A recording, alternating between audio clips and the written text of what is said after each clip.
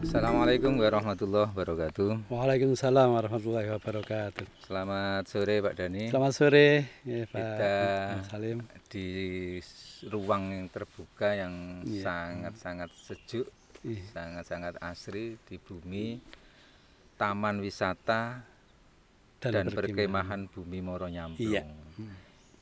Dan Pak Dani ini sebagai ketua. Ya, saya ketua lembaga pengelolanya. Iya. pengelola. Ini ceritanya gimana sih Pak Dani? Jadi gini, sebetulnya Bumi Moro Nyamplung ini bagi saya bukan hal yang baru, karena saya sejak tahun 80-an itu sudah mengadakan penelitian di sini. Jadi sudah mengadakan penelitian di sini. Waktu kuliah? Iya, waktu kuliah. Saya waktu kuliah itu bersama Profesor Budi Hartono dari ITS itu sudah mengadakan penelitian di sini. Saat itu saya memang sedang mengadakan penelitian bangunan-bangunan tradisional di Jawa Timur, khususnya di Kabupaten Lamongan saat itu. Ya, maka begitu melihat potensi ini, sudah lama pengen mengangkat ini, tapi baru terwujud 4 bulan yang lalu, baru saya mulai. Ya. Gimana ceritanya kok sampai ke sini? Saya melihat saat ini pemerintah sedang menggalakkan program-program desa wisata. Saya ingat bahwa Lamongan ini sebetulnya punya potensi wisata yang jarang ada, karena ini kalau saya lihat Lamongan yang ada wisata bendungan, waduk, pantai, tapi ini wisata hutan. Wisata hutan di mana Moro Nyamplung ini ada vegetasi pohon-pohon besar, pohon-pohon langka yang usianya udah ratusan tahun di sini. Seperti yang ini. Seperti yang ada nih, pohon serumplit, pohon kedoya, pohon pule, pohon jati yang sudah berusia 200 tahun itu. Dan ini langka, pohon jambu alas ya. Kalau kita selama ini hanya tahu lagunya jambu alas, yang belum tahu di sini ada jambu alas yang udah usianya ratusan tahun. Disitulah saya kenapa saya nggak bikin ini lebih baik untuk desa Moro Nyamplung. Gitu. Terus ada pintu masuk yang di depan itu. Depan itu apa itu? Ya. Begini, sebetulnya dulu saya ingin membuat satu pintu masuk yang lebih dekat dengan titik lokasi. Tetapi saya melihat bahwa di desa Moro Nyamplung ini banyak masyarakatnya yang punya potensi UMKM. Ada kerajinan tikar, ada kerajinan bonsai, ada pelukisnya juga, senimannya, ada kerajinan makanan-makanan khas di sini seperti kue jahe dan lain sebagainya. Ada petani jahe merah di sini yang sangat potensial. Makanya pintu masuknya saya letakkan di pintu masuk desa. Kok kayak gaya Jepang gitu? Ya. Apa itu? Kebetulan saya beberapa kali mendapat beasiswa belajar di Jepang, mulai tahun 2005, 2011 sampai 2015. Sehingga kalau di pintu utama itu saya buat gapura-gapura yang ada pada umumnya, orang melihatnya biasa.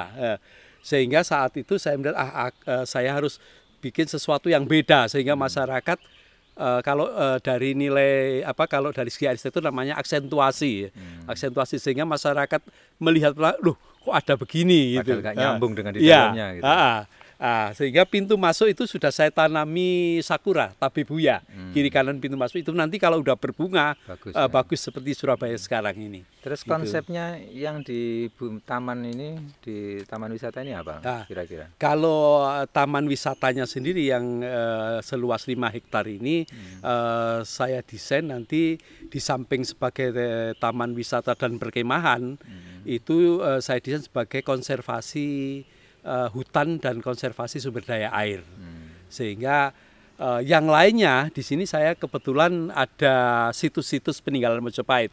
Di sini ada candi juga yang terpendam. Ini siapa ini situsnya siapa? Kalau ini situsnya Putri Sekarwangi Gambirwati.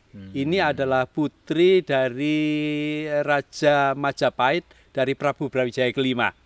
Yang waktu itu waktu peperangan lari ke hutan Moro Nyamplung diikuti oleh para pengawalnya. Terus candinya apa? Kalau candinya ini sampai dengan saat ini memang belum ada penelitian detail apa nama candi ini, tetapi dari bangunan-bangunan yang mencuat dari dalam tanah itu terlihat bahwa itu salah satu candi atau tempat persembahyangan atau pemujaan begitu. Belum diekskavasi. Belum sempat digali. Nanti kami berencana akan bekerja sama dengan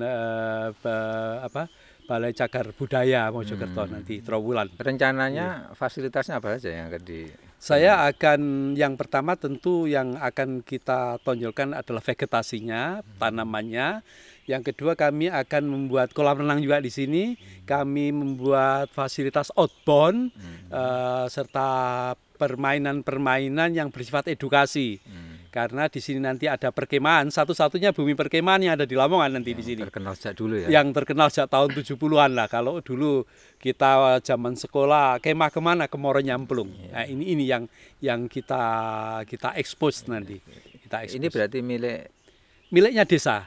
Miliknya desa dan sejak 4 bulan yang lalu sudah mulai saya bikin desain perencanaan dan kebetulan saya bekerja sama dengan Badan Riset dan Inovasi Nasional. Setelah BRIN tahu potensi ini, mereka memasukkan programnya di sini karena dianggap bagus.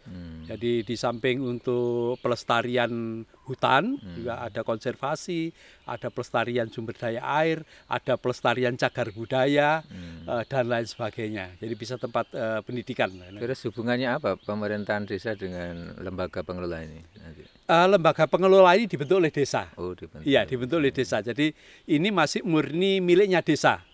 Beberapa investor memang banyak, ada beberapa 3 investor yang sudah berniat masuk di sini, tetapi setelah kita pelajari kayaknya lebih baik dikelola oleh desa dulu sementara, sehingga nanti bisa kalau ada manfaat keuntungan itu sebesar-besarnya bisa untuk desa lah. Ya. Itu sejenis badan usaha milik desa. Iya, ini badan usaha milik desa. Oh, nanti. BUMDes ya. Ya, jadi dalam kerangka BUMDes nanti dikelola oleh desa sepenuhnya. Ini. Oke, Pak Dhani, semoga cita-citanya menjadi inspirasi semua pihak untuk memajukan desa melalui wisata.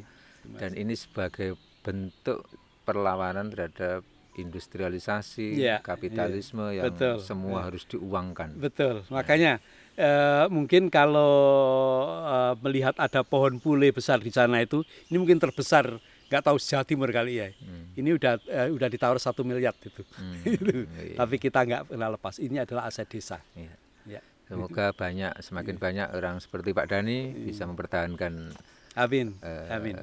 genuine lokal genuine, keaslian lokal, kebijaksanaan lokal, dan kita Lamongan semakin bisa dipandang oleh orang luar. Terima kasih, kita akhiri. Assalamualaikum warahmatullahi wabarakatuh. Waalaikumsalam warahmatullahi wabarakatuh.